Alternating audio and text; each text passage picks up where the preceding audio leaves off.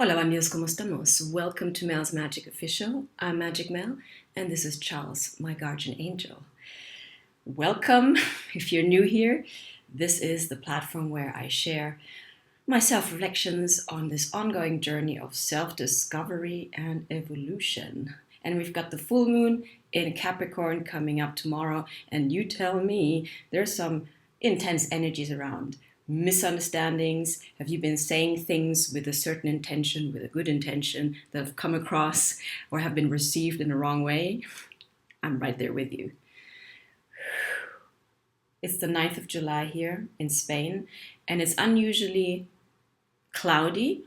It's a nice break from the usual heat that strikes us in this part of the world at this time. And I thought, you know what? The time and the energy is right to hit record. So here we are.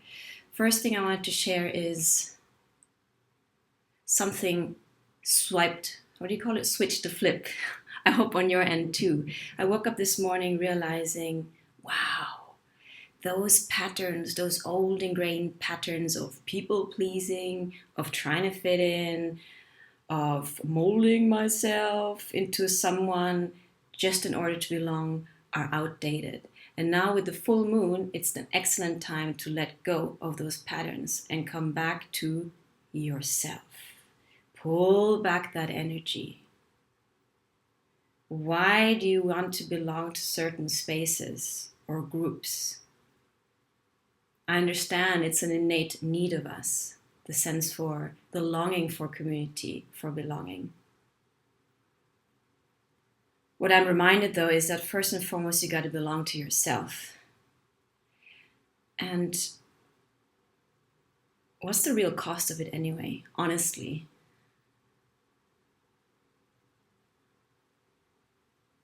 I guess there's been always this admiration of people who get along well in groups or have a kind of like, like group of pals or buddies. But I'm realizing more and more, well, maybe I haven't met that specific group of people yet, or I'm just not the type of person for a group setting. I'm more one-on-one who gets along one-on-one. But yeah, in a group setting, either I find myself camouflaging or just merging with everyone else's energy, and I find it difficult to stay in my own lane. But maybe that's also the opportunity, the invitation. But really ask yourself, like, at what cost are you trying to belong? Are you self-betraying in the middle of it, in the midst of trying to belong, and is that really worth it? The good thing is nowadays with me, I recognize that pattern. I'm fairly self-aware and I snap back out of it. And remember that everything is happening for you. So if you come from the stance like, ooh, what am I able to learn out of the situation or reaction from the other person, then the power is back where it belongs, right there with you. Understand? So what does the alchemist do, or the self-aware person? Every interaction you have with everyone else is a reflection of you. So what have the messages been lately? On mine, it's been don't overextend yourself. Don't try and basically mind your own business. Why are you trying to solve someone else's problem if you've got plenty of your own to deal with? Why do you want to feel needed? I recognize that it's a sense of actually manipulation. Like, why do I need that person's validation or appreciation? Why do I want that person or that group to see me or accept me? Yeah, I want to belong. Yeah, I want to be seen. But at what cost? And aren't you manipulating that person's perception of you? Trying to make them like you, presenting yourself as useful, presenting yourself as valuable. Like, I woke up this morning and said, just be yourself. And have some self-respect and some self-dignity. And ask yourself also, what is the other person actually adding in terms of value? I know it sounds harsh, but sorry, not. we've only got so much energy to share, and we've only got so much 3D time to deal with or to share. So instead of asking, oh, how can I prove myself to them, or him, her, or they? Question number 1, why do you need them to see me, to see you? And what does it even matter if they do or don't see you? Who cares? You can want everything but need nothing. That is the most powerful stance. Wanting everything but needing nothing. Coming from a sense of holy wholeness. Presenting yourself and showing up in the world as someone who needs nothing. You are complete. It's a reminder, a repetition. We got to wire and fire those neural pathways. I am whole and holy. And that doesn't mean coming from a sense of superiority, but actually saying nobody, in that sense, is above you. Like, you can see eye to eye with everyone. Yeah, they might know certain things more than you, have more expertise, but that doesn't diminish your essential value, your self-worth. So I woke up this morning saying, what the fuck? What are you doing, Melanie? When it gets serious, it's Melanie. And it's interesting because as soon as I made that decision, because everything is energy and everything works with energetics. Now, when you come from a chasing energy and you retract that energy, all of a sudden, the other people feel that shift energetically and come towards you. But at this point of the game, we don't even need that.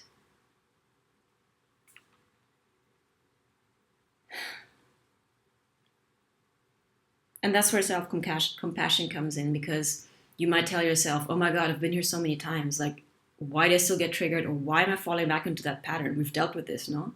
But hey, no shame and condemnation, self-compassion. Sending that appreciation, that self-love back to ourselves and saying, hey, I see you. And let that be enough.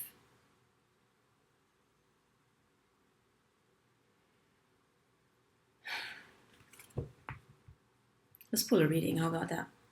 Hope we're recording. Hey, I dressed up. So I thought, I'm going on a date. With who? With you. How about that? Vamos. Oh, and I actually wanted to do it properly. Come on, let's do it properly.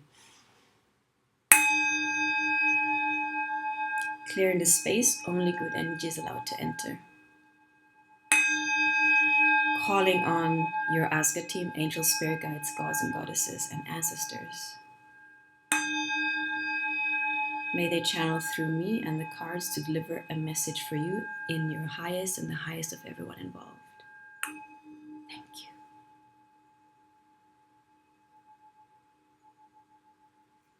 Should do that in the beginning of every reading, no? Pero bueno.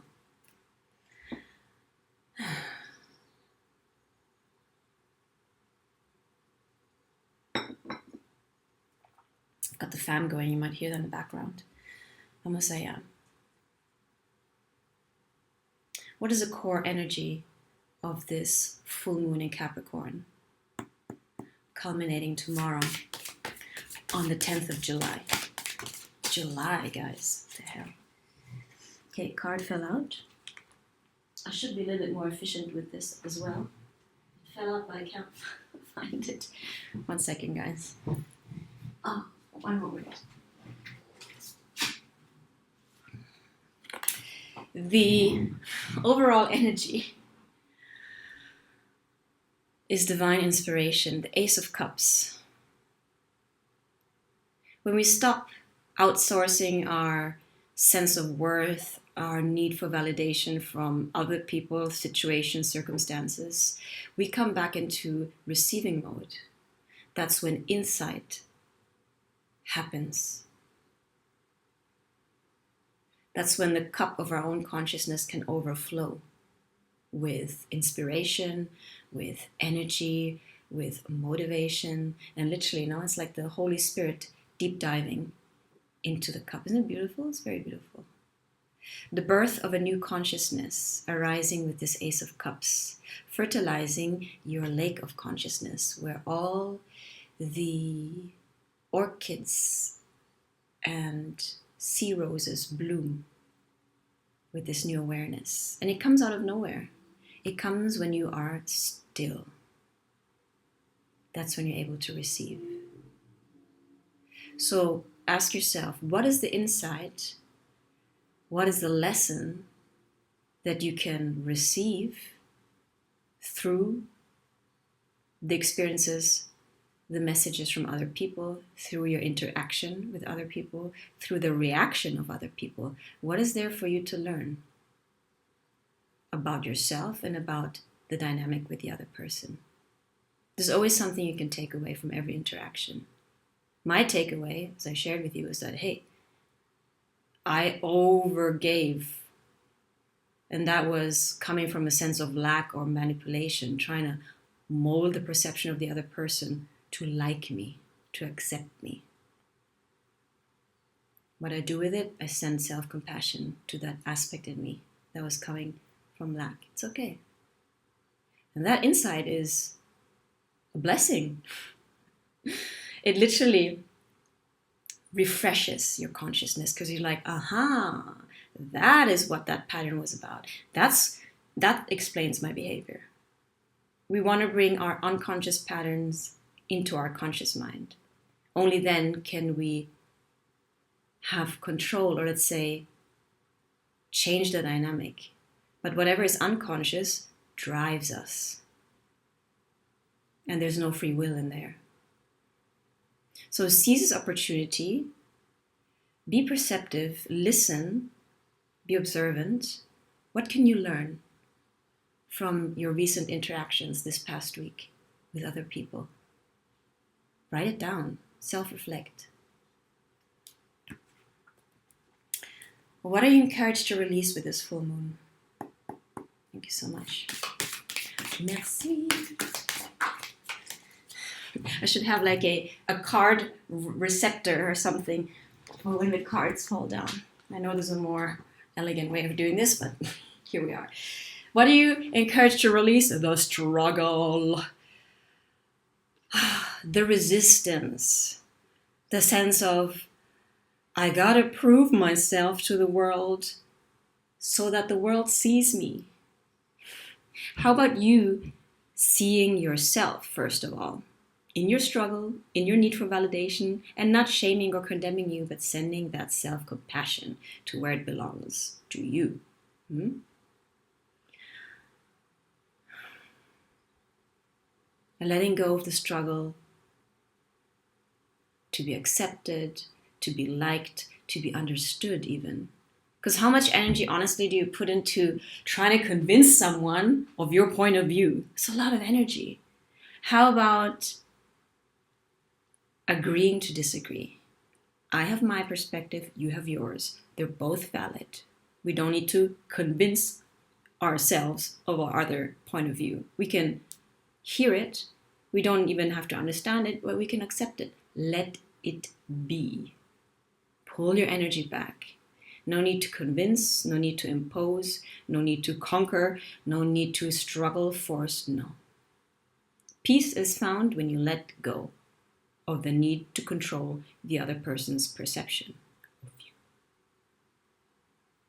And I'm sharing all of this from my own experience. I'm right there with you in the mud. Let go of the struggle.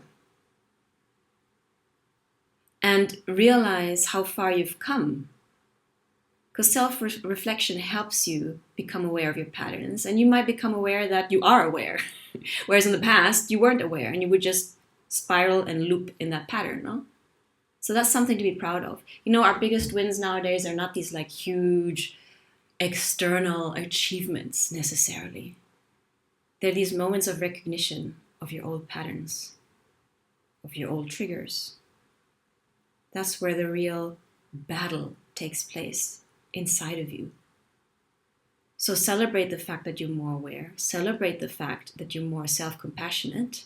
Celebrate the fact that you do not run away from conflict, but that you also don't put fire to the fuel, add fuel to the fire, if you know what I mean. You don't need to be right. let the other person be right. But just step back, take your power back and say, okay, it's okay the way it is. I don't need to win the argument. It's not necessary. Honor your energy. Where is it going? Often also our petty struggles with other people, they're just distractions. I've noticed that about myself too. I'm like, Melanie, we've got so many projects to work on. Can we just focus on what's important? Am I just procrastinating with getting distracted in other people's drama? In my own drama? Am I creating drama to distract myself from what's really important? So where are we putting our energy? Let go of the struggle. Let go of the distraction. And have some humor with yourself too. Honestly, humor is an icebreaker. Laugh about yourself and the situation. It's not that serious. In the long run, does it really matter? Okay. Thank you. Asgard team, as usual, our A team. What energy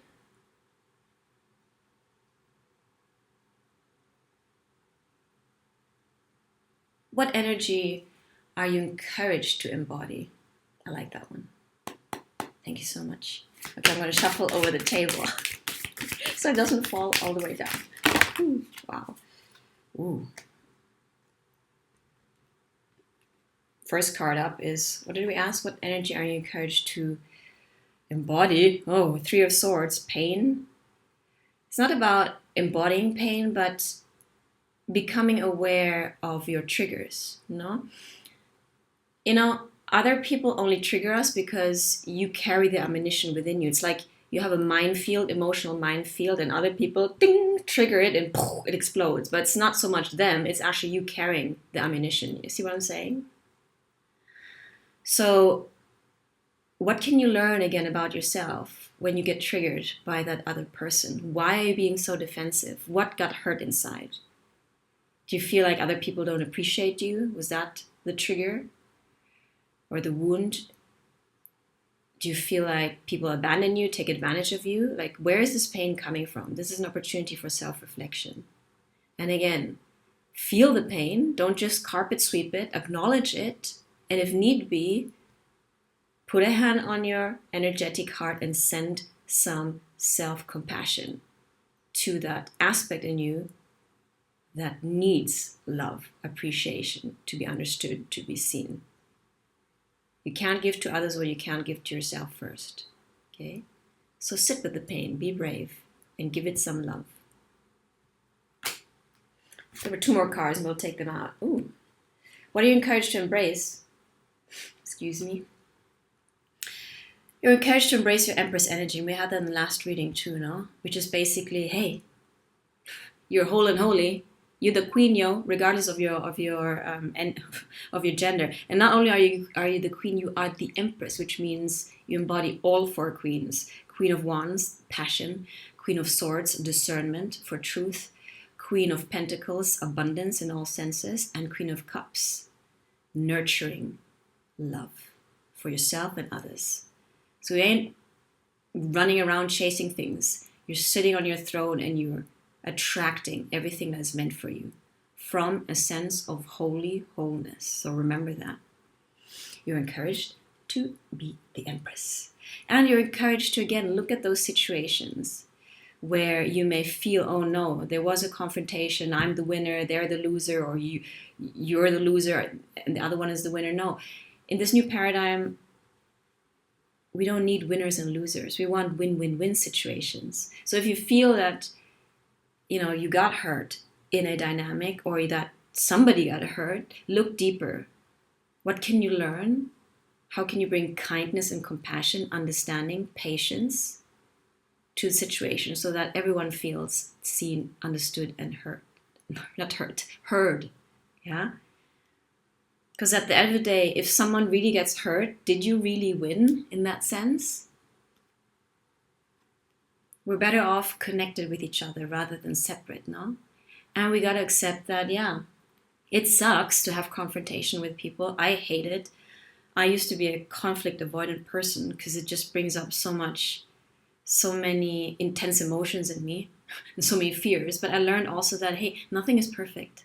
friendships, intimate relationships, we all go through confrontation, tension, and that's not a bad thing because we learn about each other. We learn about each other's triggers, what works for us, what doesn't work for us, our boundaries, and when they've been crossed. The problem is not conflict, it's whether we can come back to repair. And that brings back the question, well, do you feel it's worth the repair? Because some relationships, I must admit, I'm like, well, is it worth repairing, or can we just let them go? That you have to ask yourself, no? So in your dynamic with other people, which ones are worthwhile saving and repairing, and what can you bring to the table to heal that dynamic? First, giving yourself what you were looking in the other, and then from a sense of wholeness, bring an energy of healing and repair and diplomacy, no? And willingness to listen to the table so that that repair can happen. It's deep stuff, but hey, it's a full moon. We've got to be used to it by now. Okay? So put down the swords. And confrontations are egos clash. Where can you bring more heart instead of ego into it? And, I also know that I feel when someone is hurt, when someone's ego is hurt, when my ego is hurt. And then, we come from that bigger perspective. What's the bigger intention here? The intention is that we care for each other, that maybe we misunderstood each other. Yeah, okay. But I know that you care and that I care. So how can we remind ourselves from that unifying, that bigger goal, no? And how can we communicate to that to the other person and come from that higher perspective, no? Not just from our clashing egos. It's fine, but recognize that. When are you coming from ego? And how can you come back to that higher perspective of unity? And unity doesn't mean sameness, but it means harmonizing, no? And it's okay to disagree. I think it's also a form of respect. Like, I don't need to convince you of my perspective. Would be great if you see my perspective. You don't have to understand it. I mean, that would be cool too if you understand it, but at least accept it, appreciate it, hear me out. And the same, if I can do that for you, then there is some respect there, no? Is it comfortable? No, because our egos might get hurt. But can we put our egos aside here? I mean, what is more important, to be right or to still be connected? And I don't know why, I must have come flying out. The King of Wands is just here. King of Wands is being inspired by other people's passions, no? I think also it's important to communicate to the other person what you admire them for and what their strengths are in your eyes. It's always good to make other people feel appreciated in a sincere way, no?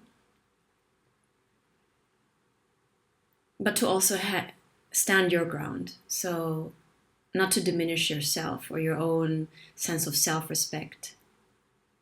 Yeah, that's the King of Wands. Inspiring each other, bringing out the respect and the admiration for each other out, communicating that, but also standing our ground. So, food for thought.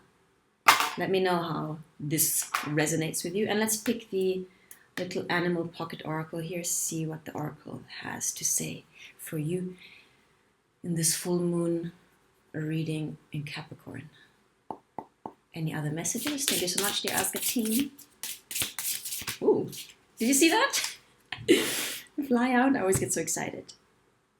Wow. Electric eel spirit, bring your ideas to life. I mean, it comes back to that, no? Are you getting caught up in drama as a way to self-sabotage yourself from what's really important in terms of your projects and what you want to bring to life? I'm telling you, I'm telling me. Let's prioritize focus, peace, and clarity, and get back to work on our projects. Bring your ideas to life. So it's all about receiving that inspiration, be in that receptive mode, but then from thought, aligning with our inspiration through action, because the last step in manifestation is action in the 3D. We bring our manifestations to life by embodying that version of ourselves that acts out those desires, that acts in a way that brings the ideas from the ether into the 3D to life. Okay, I'm going to read from a little booklet, see what it has to say. 24. Okay, bring your ideas to life. Oracle message. Seemingly out of nowhere, the jolt of electric eel spirit appears to awaken you to a big idea that you are meant to explore. Epiphanies and aha moments are gifted to you right now, so celebrate. Your life has the potential for profound transformation. Inspiration arises in you, electrifying you so that you can't wait to get started, bringing your idea to life. Voila. The revelations you experience now are meant to set you on a new path, so do not be afraid to act. Explore, examine, and do not fear the changes that may come, for Spirit wants to shower you with love, success, and abundance that you hope to experience. Now is a thrilling time of epiphanies, inspired ideas, and innovation. This is a wondrous sign for you today. Can we talk about this? Ace of Cups, inspiration. Voila. So, let go of the drama and allow yourself to be inspired again, guys. Now, send me a message in the comments box, in the description box, in the comments box, and tell me how this reading has resonated with you, what came up in your relationship dynamics, what you've learned about yourself in relation to others, because you recognize yourself through other people. That's why we need other people in terms of relationships. We learn from other people. Vamos. Write me, and I hope you're doing well. I'm in a good mood today. I might pull another reading or record another video. Vamos. Like, share, subscribe. And Charles et moi, I've always got your back. Ciao, bandidos.